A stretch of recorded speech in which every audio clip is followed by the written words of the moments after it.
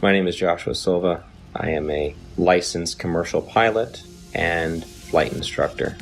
I have had a lifelong love of aviation and aerospace, and when growing up I even fancied myself an amateur astronomer. I would drag my family and friends, anybody I could, to every air show I could possibly find in Northern California. I was the only kid you knew, or anybody knew, that knew the various components on aircraft, spacecraft by heart. I absolutely loved anything to do with flying or space. But my love of aviation and aerospace never stopped. I continued studying, had an entire library full of aviation books of various military and civilian aircraft, military history, every aviation campaign and theater in almost any war. I studied religiously, and it was just out of pure passion. Later in life, many years later, I decided to become a pilot. As strange as it may sound, it hadn't occurred to me to become a pilot up to that point. I just simply loved aviation and aerospace, but I decided to become a pilot, and I began attending a prestigious flight academy in the Midwest and attending university at the same time, and to gain a degree in aeronautics and aerospace. Shortly thereafter, I began flying twin turboprop aircraft out of Northern California for several nonprofit organizations, and years after that I found myself flight instructing for various small flight schools, both in California and in Arizona, and then on to large academies that trained for the airlines and even some military flights. Shortly thereafter, I began flying regional business jets, and that's when the story of me finding the topic of flat Earth started. Been a military brat all my life. However, I've been in the industry of aviation for the last 21 years. And I became an FE somewhere around 15 or 16 when I really started looking at conspiracies. I looked into Benghazi because I happen to work on government contracts abroad, overseas. But I've been in aviation for 21 years. Anything from helicopters to aerostats to big birds, little birds, fighter jets, things with engines, no engines, big blades, little blades, compressor blades, which, by the way, that one's not a hoax. Jets do not run only on compressed air. Contrary to popular belief, it takes compressed air in a blended ratio of air to fuel to drive the now heated gas and rotate the compressor blades. This has been a topic of discussion between FE and, not everything's a hoax. Coriolis effect. With that ties into, obviously with no spin, around the axis points that they say exist at 23.4 conveniently, 66 off the 90 degrees, right? Everything ties into 666 with NASA and all the BS scientists. Our aircraft have things called ADIs, attitude direction indicator, which gives correlation between the aircraft housing or the shell around the gyro itself. The ADI is nothing more than a gyro that will always reference level. I don't care what any pilot says. I don't care what any mechanic tells you. There's a reason that pilots have one book called a Pilot Operating Handbook, and there's every other book, right? From structures to avionics to wiring diagrams to the actual components that make up these systems. That is a standalone system. The ADI does not lie. You don't care how cold it is, how high you are, and some of these guys are pretty damn high. It doesn't matter where you're going. It doesn't matter where you've been. It doesn't matter where you are over the realm itself. Kill the programming. I woke up to the truth of the flat Earth, shape of the Earth, as an engineer and a pilot. So I've studied engineering, physics, 3 different ways: basic physics, electric physics, and construction physics. And also as a pilot, as a rotary wing pilot, that is helicopter pilot, I studied aeronautical physics as well. So I can cover and discuss just about any factor of flat Earth. Not that I'm any smarter than anybody else, but I've studied quite a bit of factors that analyze shape and motion of just about any object. That's physics, also aeronautical physics, and principles of flight. I can tell you this, airplanes fly straight and level. That's even an aviation term, straight and level. Airplanes will fly for hours at the same altitude, never dipping their nose down to follow the curve of the earth. An aircraft on a 12-hour or even 18-hour flight from Portland, Oregon to Seoul, Korea, that would have that aircraft starting at one point and then flying so far around the earth that it's flying downwards with its nose vertically downwards, and then starting to go around the curve of the earth so that the airplane is now flying upside down. Would have to make that kind of a flight path on a globe, which is, it's such an absurdity. So that being said, I come into the true shape of the earth, the flat earth, as a skeptic, like most anyone else. I'll tell you my story. My buddy told me about this. He said, Rob, you need to learn about the ice ring. You need to learn that the earth doesn't move. This globe is garbage. And I laughed at him. I said, are you kidding me? I'm not even gonna look into that. And he said, that's fine. He said, that's fine. You don't have to look into flat earth. But until you do, he said, until you do look into flat earth, you will remain a slave of the matrix. And interestingly enough, at this point, this was more or less November, December 2015. I had already mentally resigned from the U.S. military for 3 years. I had already resigned because of Benghazi.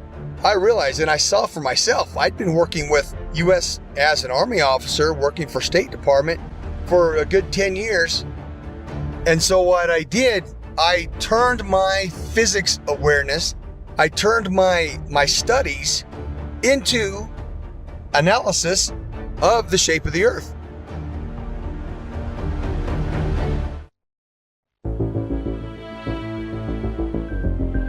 I'm a merchant marine. I've been sailing 15 years.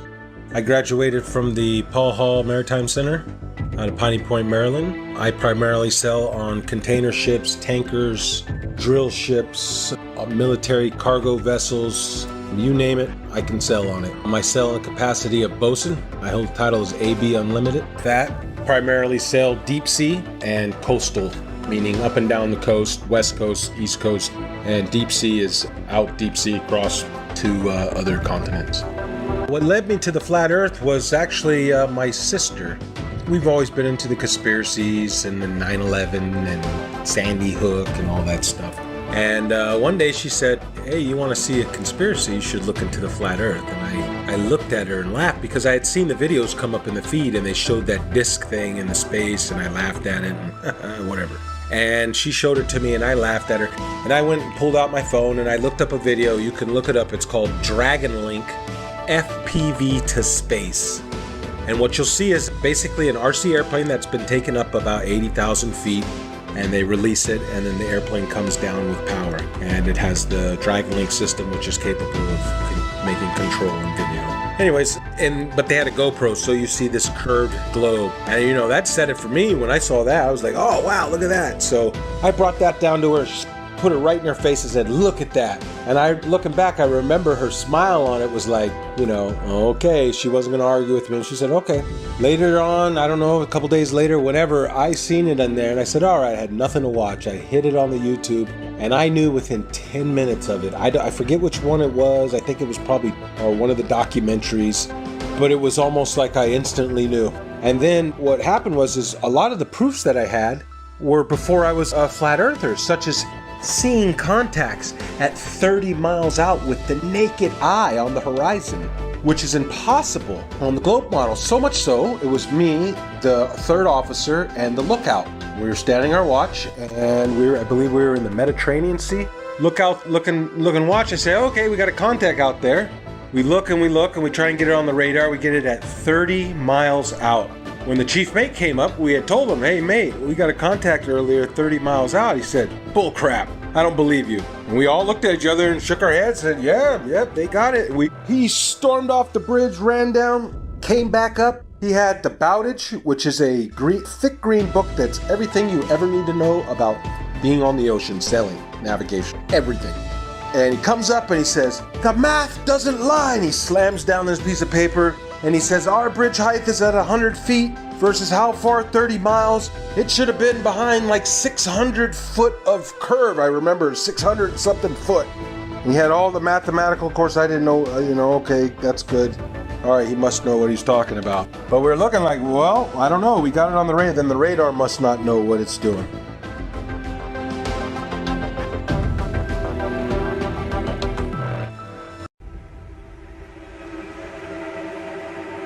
You can just call me Jay. That's what my friends call me. That's what I go by. I just go by Jay. My work experience, I joined the Navy when I was 17 years old. I had a secret security clearance. There's different levels of security clearance. There's a lower level, then there's a secret, which is what I had, which is like a mid-level, and then there's a top secret. I did not have a top secret clearance, so there's a lot that I don't know. But I did have a secret clearance. So it's basically the mid-level security clearance for the government that I had, and I did that job for 8 years. I worked in operational intelligence specifically.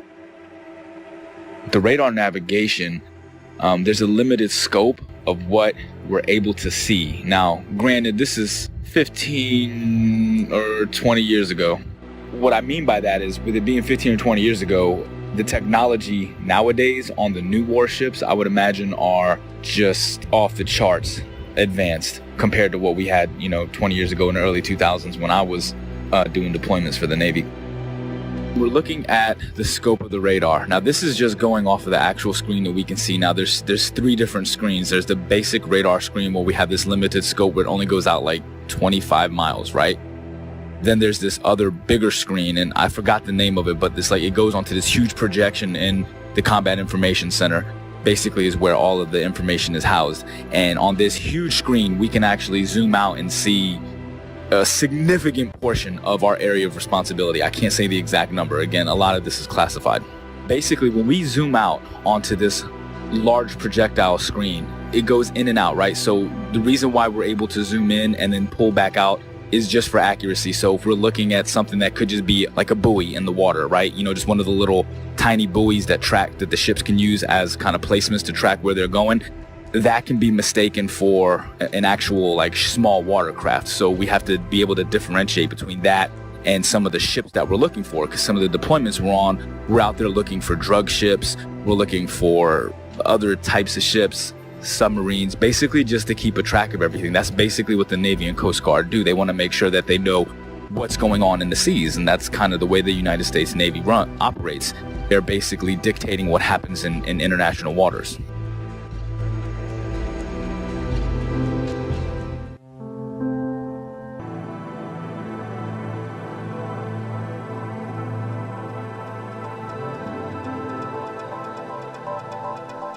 I will be providing my in-depth experience of U.S. Navy submarines and how they prove we do not live on a globe Earth.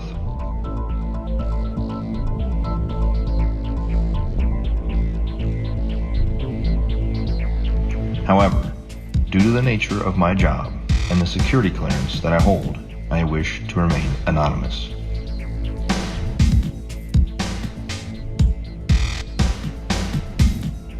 I've worked for the U.S. Department of the Navy as a submarine quality assurance specialist for the last 5 years.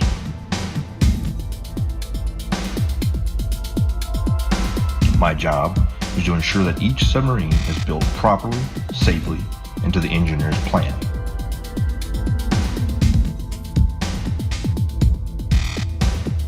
I have an intimate knowledge of every aspect of each submarine being built in the shipyard I work in.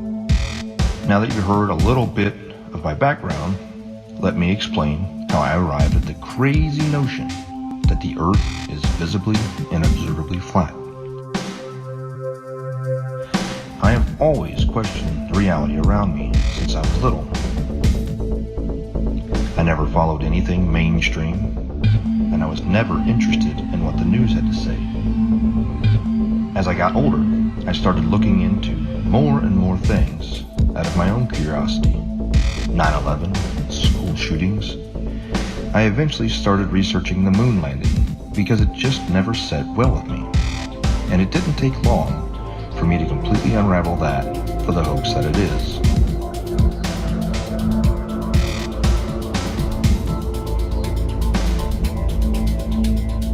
After that, I was starting to realize that we have been lied to on so many levels. What else could there possibly be? Then I saw a video about the flat earth pop up on my YouTube recommendations.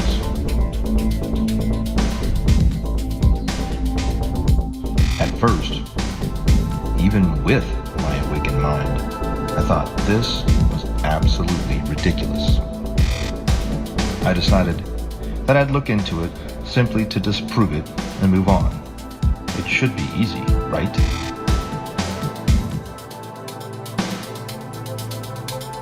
That was over 6 years ago, and I still can't disprove the flat earth. In fact, the more I research it, the more it reveals. This leads me into my submarine experience. Looking back on everything I had accomplished while on active duty with eyes to see, has only served to solidify my stance that we live on a flat and motionless plane.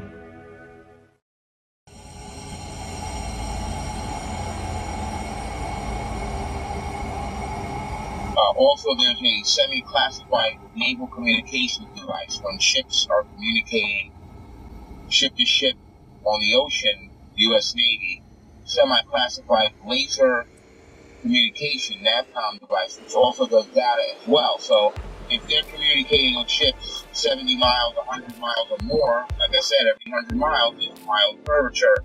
So it wouldn't work because lasers operate line of sight. They operate in a straight line.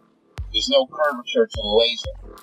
So the bottom line here is the naval NAVCOM classified, semi-classified system that they use to communicate ship to ship, that operates on a laser, and if there was curvature, anything over, like I said, 100 miles is 5,280 feet of curvature, and the ship's diameter is nowhere near that, which you know. So there's another example, the naval NAVCOM communication device.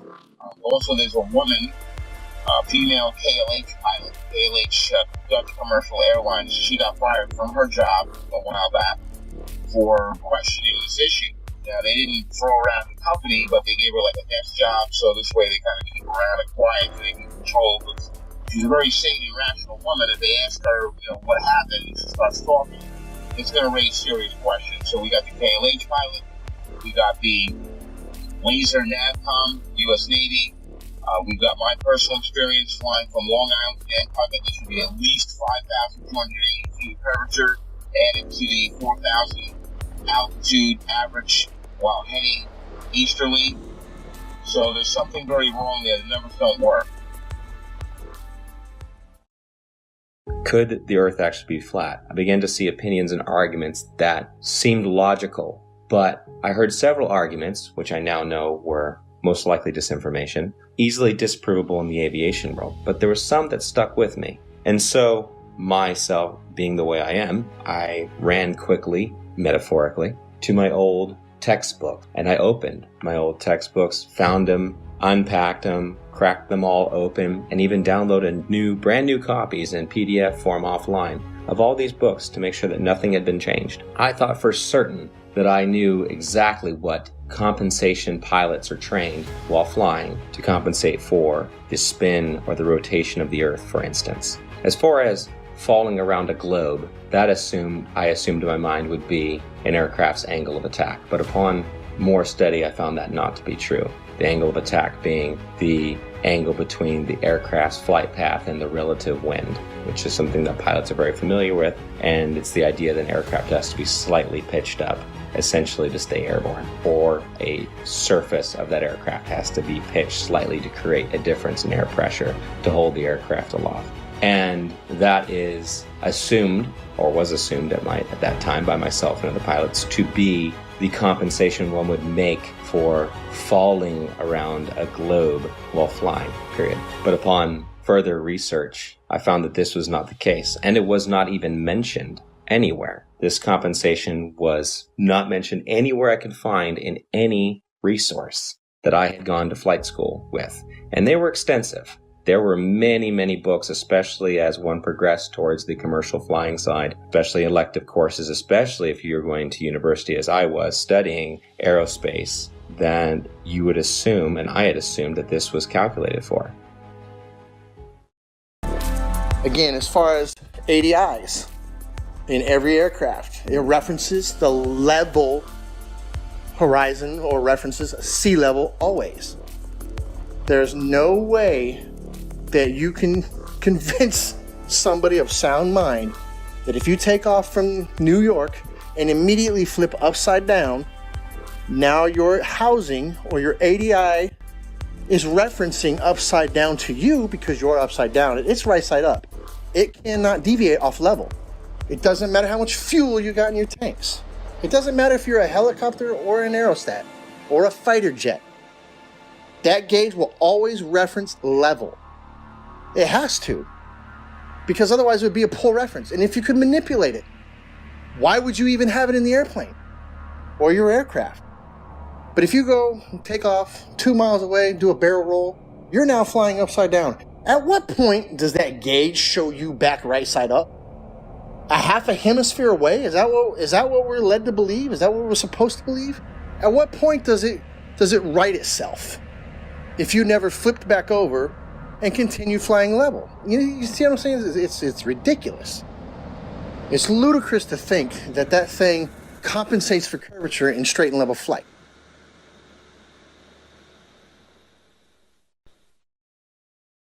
The big one that is oftentimes quoted is compensation for Coriolis effect while flying. And this is something I'd even taught my students about, and it's always assumed to be correct. We just assume. We're given the narrative from a young age, and everything is built upon that assumption, upon the theory. And so I thought I had the silver bullet. Coriolis effect. We always calculate for that. Well, as I began to look through the books and to look into the calculations given for Coriolis effect, the narrative began to fall apart even further. I began to see things I didn't notice when I was in school, such as Coriolis effect is actually never calculated for, but is assumed to be a part of wind correction angle. Wind correction angle is one of the many calculations pilots of all kinds make while flying to correct against winds in whatever volume or section of air they're flying through, which it could be from any direction, and you're flying through it, so you have to compensate a certain angle into that wind to hold a straight line. Interesting side note, I worked on aerostats for several years, and I always ask people who try to bring up gravity, well, how come my 4,000 pound, 74,000 cubic foot aerostat isn't getting pushed towards the ground? It weighs more than you do, which you believe gravity is pushing you down, right? Because these are some dense ass people. But how come the aerostat's not getting driven into the ground? It weighs more. It's definitely larger than the size of a house. It's more than size of most houses. So why isn't it getting driven to the ground? Well, that's because it's displacing less weight than the atmosphere or the medium that it's in. And I try explaining that. I don't know how many times you've probably posted something on this. I don't know how many times we're going to have to post something on this. But every time that little kid lets go of that helium balloon and starts crying. Radar is simply another form of radio transmission. Radio includes anything within the range of the electromagnetic spectrum. Electromagnetic spectrum, also known as light. Radio is the transmission of light, whether it's visible light or radio waves which are not visible. When it comes to radio transmissions, there must be a transmitter and a receiver. There can be a reflector or a transmittal unit along the way. However, in the end, there's got to be at least transmitter and a receiver. And in the case of radar, radar transmits a signal and it bounces off a reflector, and then it comes back to the receiving station. Or it can go to other stations if they're set up in the network properly. Long story short, radar emits a signal, it bounces off something, and then it returns to a receiving unit, and the receiving unit maps that reflection accordingly. If there is no reflector, then there's no return signal, and then the object does not show up on the radar. For example, it's off the screen. Notice, there's no curving around anything. It goes out in a straight line. Radio signals always travel in a straight line. So the transmitter sends the signal out to the target, bounces off, and it comes back in a straight line. Radar cannot travel over the curve, and hence radar is dependent on line of sight, direct beam from the transmission to the target. It reflects and it comes straight back. There is no curving around anything, thus is radar.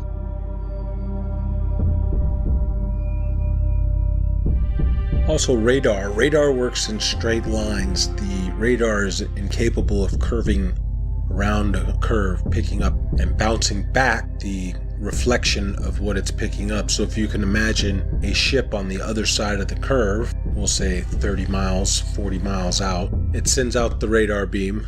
The radar beam is supposedly curving around this ball, bouncing back, and then bouncing the reflection, curving back around to be picked up by the radar. That's not happening. It's flying out straight, and when it picks up something, it hits it back. It's not going around any curve. That's plain and simple. That can be looked up on your YouTube and see how radar waves work. They don't go around the curve. Every diagram shown will show you straight lines. They don't show you curved lines. As we zoom out to look at the larger scope of things, once we verify that, we're able to zoom out over a large distance. Now, over this screen, at the time, I was like 18 or 19 years old, all right, when I was doing this job. I wasn't thinking about flat earth and any of this other shit. I was still indoctrinated and under the assumption that the earth is a spinning ball. I never thought about flat earth or anything like that, but I always thought it was weird that as I'm looking at this massive radar screen, I always used to think, how come we're looking at this and I can see, like, we're off of the coast of Argentina, for instance, right? Like, how is it that I can see this far out and it's not like over the horizon or curve, because it's so far? Like I said, we use a lot of these other link signals, and they're called links. They go by different names. I can't say the code names. Some of them I forgot. Some of them are, again, this is classified information. I can't give any specifics on these. But some of the links that we use, not only do we speak to the actual ships and track them, but we speak to aircraft, 10,000, 20,000, 30 and higher, 30,000 feet and higher is what I'm saying. It's not just a matter that they're 30,000 feet directly. It's not like they're directly above the ship. This is what's interesting, is this aircraft could be 50, 60 miles away and 30,000 feet in the air. So you understand, like, the angle that you have to take to be able to track this aircraft from a ship that's moving on the water. Think about that for a second.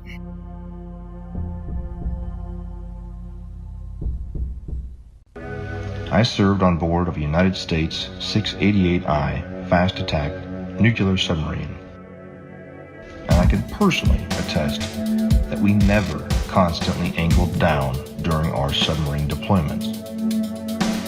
One of our longest transits went from the Gulf of Oman around the southern tip of Africa and back to Connecticut. We were underwater for almost 3 months straight. My job on board as a radioman meant that I spent a lot of time both in the radio room and in the control room. The control room is where they navigate and drive the submarine.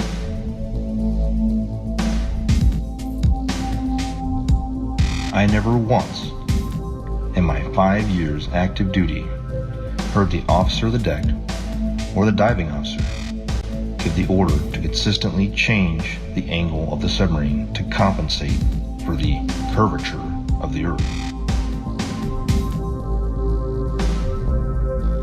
The primary task of the diving officer and the helms and plainsman is to maintain the submarine as level as possible while in transit. If the Earth had any measurable curvature, I am certain we would not have been able to make this incredibly long transit without accounting for it.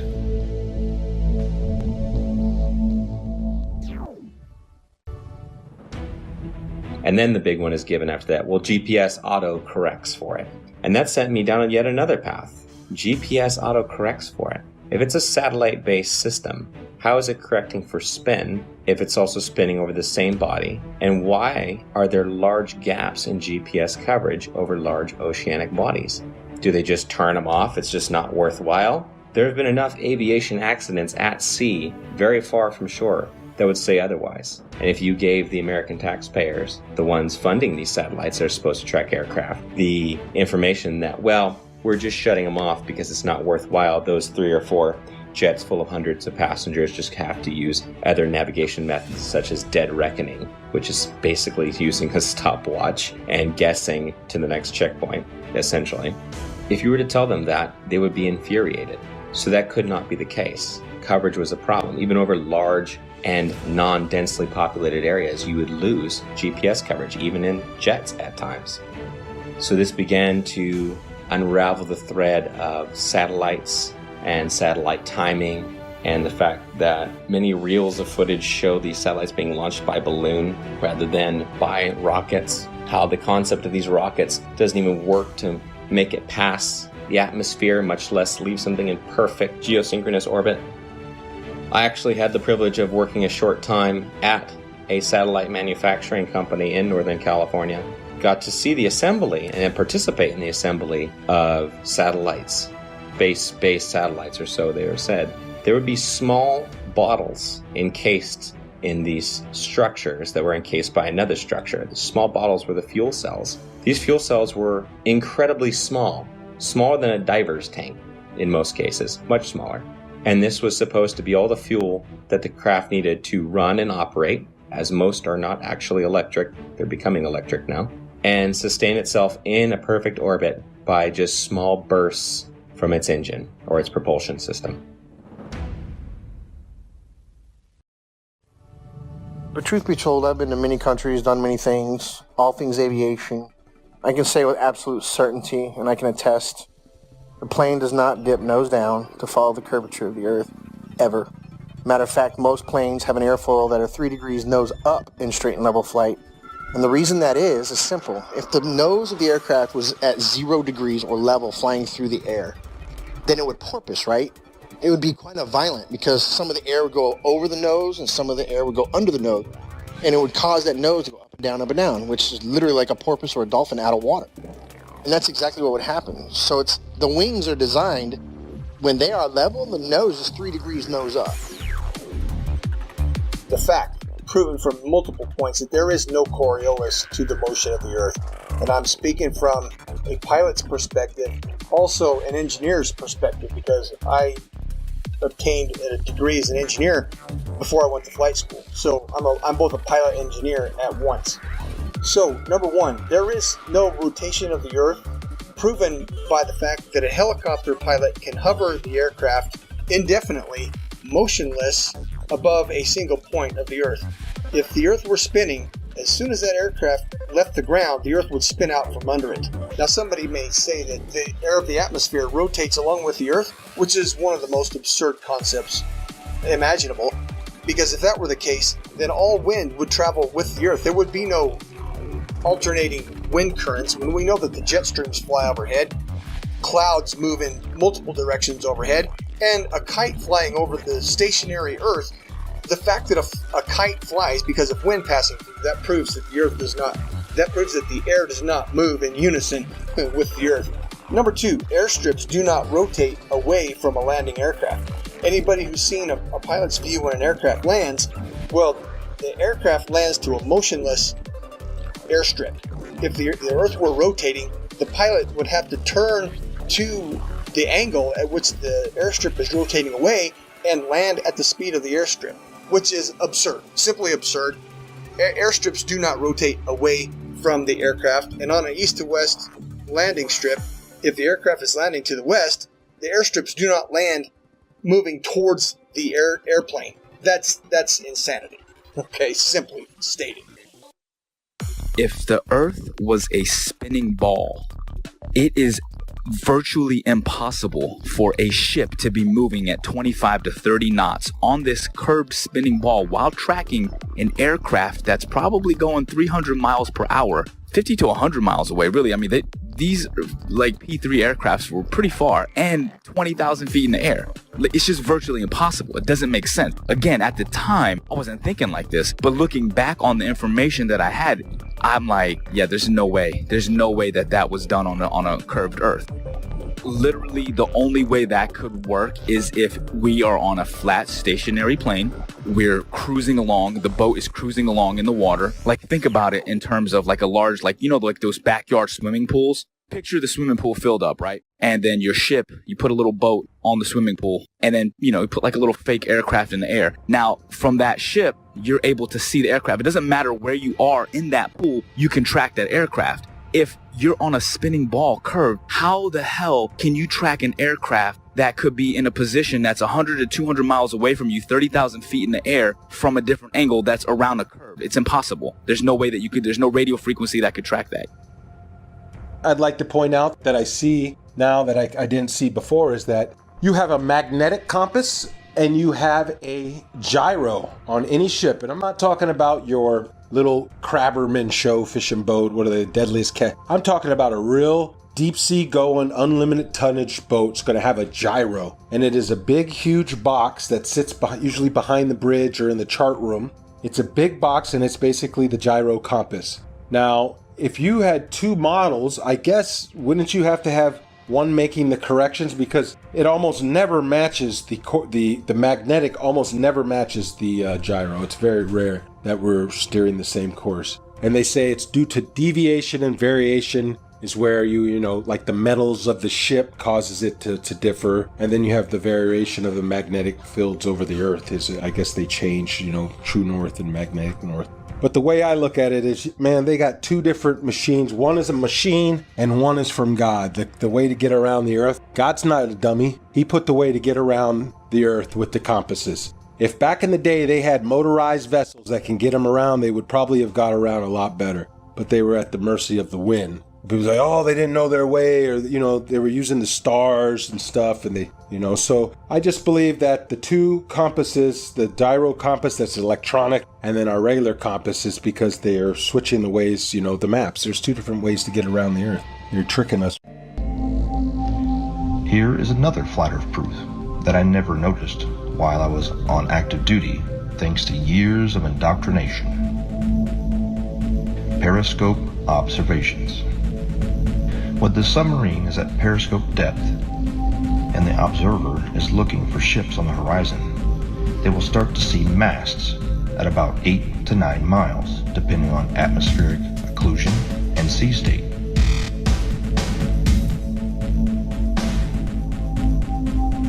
The hull of the ships won't be visible until about 5 miles, depending on atmospheric occlusion and sea state. At 9 miles away, the target should be 26 feet behind the curve, but this isn't what's observed.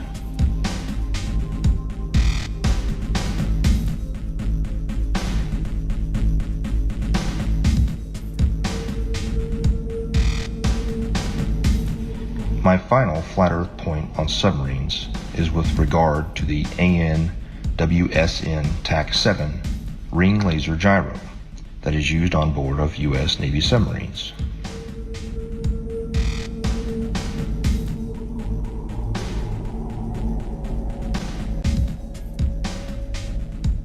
A typical gyroscope, like the ones used on board of an aircraft, is a device used for measuring or maintaining orientation and angular velocity.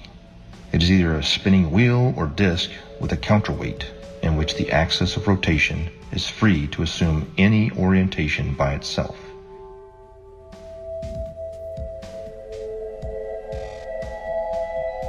When rotating, the orientation of this axis is unaffected by tilting or rotation of the mounting, according to the conservation of angular momentum.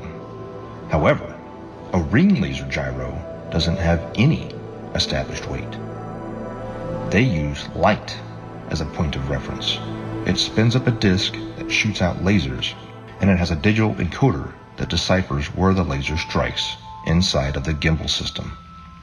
No make-believe gravity required. Let's just say we're like 30 miles away. These missiles can shoot much further than that. I can't give you the exact number, but say we're 30 miles away, okay? 30 miles is far.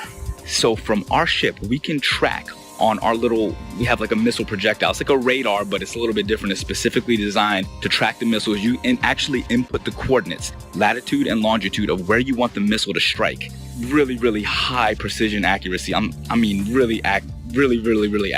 We hit that launch and the missile, and it will hit that target 30 miles away, even longer than that. Now, here's the thing. Again, That's not possible on a curved Earth. These missiles are huge, 50 caliber project that are carrying massive amounts of explosives in them, okay? Each one of these missiles are probably worth hundreds of thousands of dollars. So whenever you're lining up these missiles to shoot at targets that are 30 plus miles away, if the Earth is spinning, again, now think about this. We're not sitting like on land holding a gun, all right? So picture this.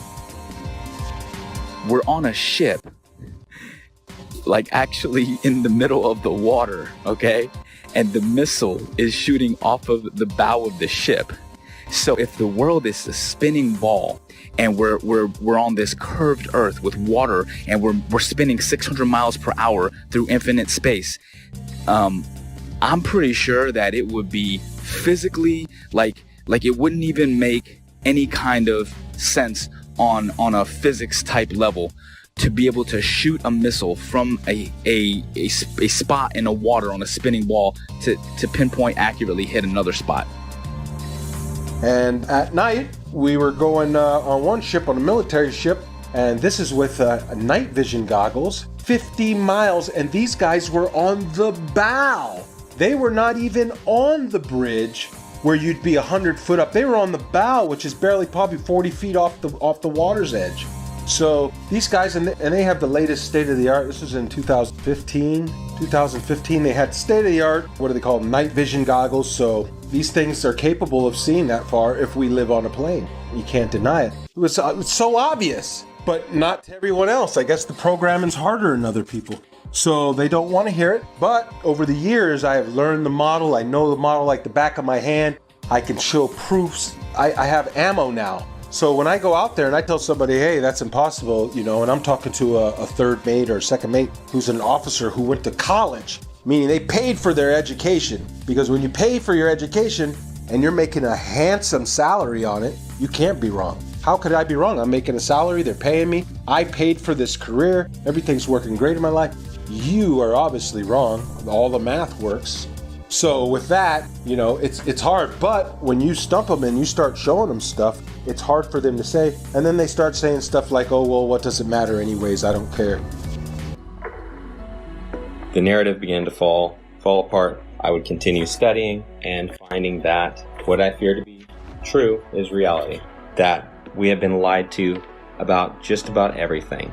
Upon researching military history and then military training and speaking with military gunners in both the Army and the Marine Corps that I know personally, I would ask them about Coriolis effect. And it was always assumed that, yeah, we compensate for the Earth being, a curve, that it would drop. We calculate for the Earth curvature. But even upon asking and having them look into their materials further and my own personal study, again, it found to be an assumed truth with no actual basis in reality.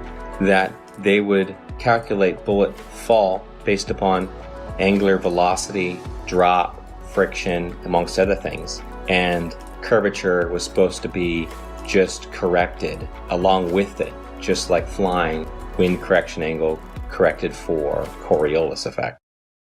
I've done many of them personally. I've flown more than 1,070 hours in both helicopters and airplanes.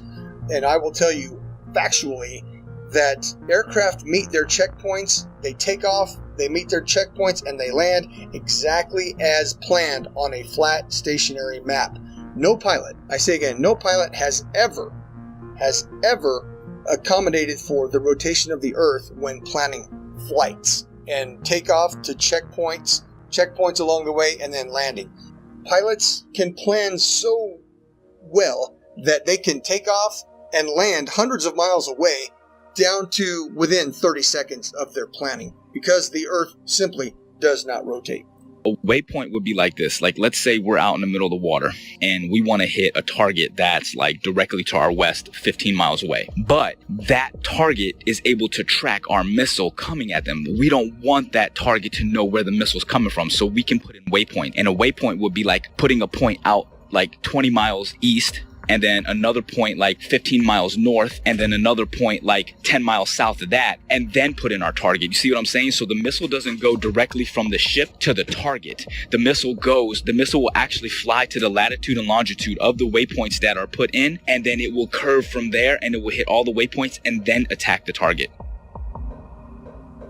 How is that possible on a spinning Earth? If the Earth is moving at 600 something miles per hour, or whatever they say it is, there's no way that missile could stay.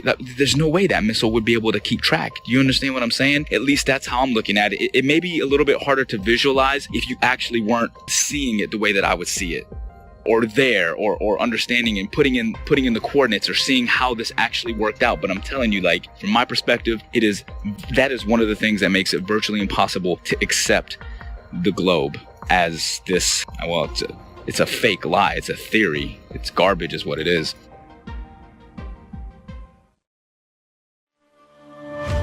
So that began my journey down the flat earth.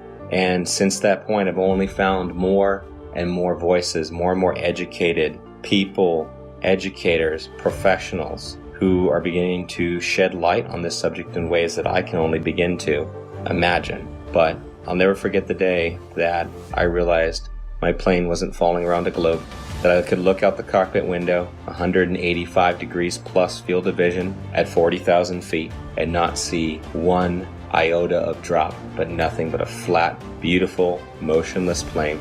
The assumed calculations that we made that were compensating for Earth rotation were just a part of a calculation based upon wind speed and the angle we had to hold in order to fly against that wind and go in a straight line to our destination.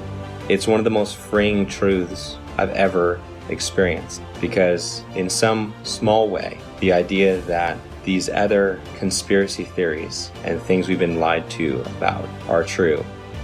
But this biggest one is the biggest truth of all. We've been lied to about everything. It means we can start over. We can start again. At this time, at this point in our history, we are uniquely positioned to make that change. And if I can make one statement to the people out there, it's simply this. That's it. That it's level. You cannot fall off the edge of an in-ground pool. It is level. Where you put your feet in the water in France, it's the same height that you're going to put your feet in New Jersey and Brazil. Do some research. This is not the only thing out there that needs to be researched, unlearned and relearned. The Department of Education, founded by Rockefeller in 1908, did a good job of proving that the mode of ignorance that he calls his education board, you are the proof it's working. The mode of ignorance widens every day. It gets bigger and bigger every day because people keep believing what they spit out. Unlearn.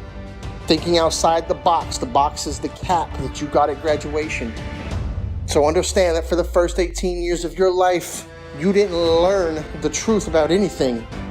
You were simply told, and you got a reward for repeating it. Now it's time to think for yourself. It's time to do research and do your own testing. Be your own white coat. So if you're able to actually open up your mind, look at things objectively, allow yourself to break free from the indoctrination bullshit that you were taught, you'll feel more free. You'll see the world differently. You'll love more deeply and compassionately. You'll appreciate life more. That's how I lived my life a couple years ago. Honestly, I can tell you this. I just hope and pray with all my heart that, as the years go on, this is probably not something I'll see in my lifetime. But, as my children grow older and my children's children, as the generations go on, the truth will start to emerge. And it is starting. I mean, it's incredible, that so many people are starting to really awaken. But, 10, 20, 50, 100 years from now, hopefully we can break free of the chains of indoctrination and really see the world for what it is and actually appreciate it and love the world and love each other. And I think if we all understood that there is a creator, people would be less inclined to be so abusive toward each other and the earth. So that's my big message for the people. Just think for yourself. At the end of the day, just be a good person. Don't be so quick to just believe something and stand by that belief just because it was taught to you at a young age. Question it. Make sure it makes sense. In closing, I'd just like to say that these are my own personal experiences. I never ask anyone to simply just believe everything I'm saying. In fact, please don't. That's how we've gotten into this whole mess to begin with, by blindly following others who say they've already done the research for you. You allow deceptions to occur. Please do your own research and test all facts.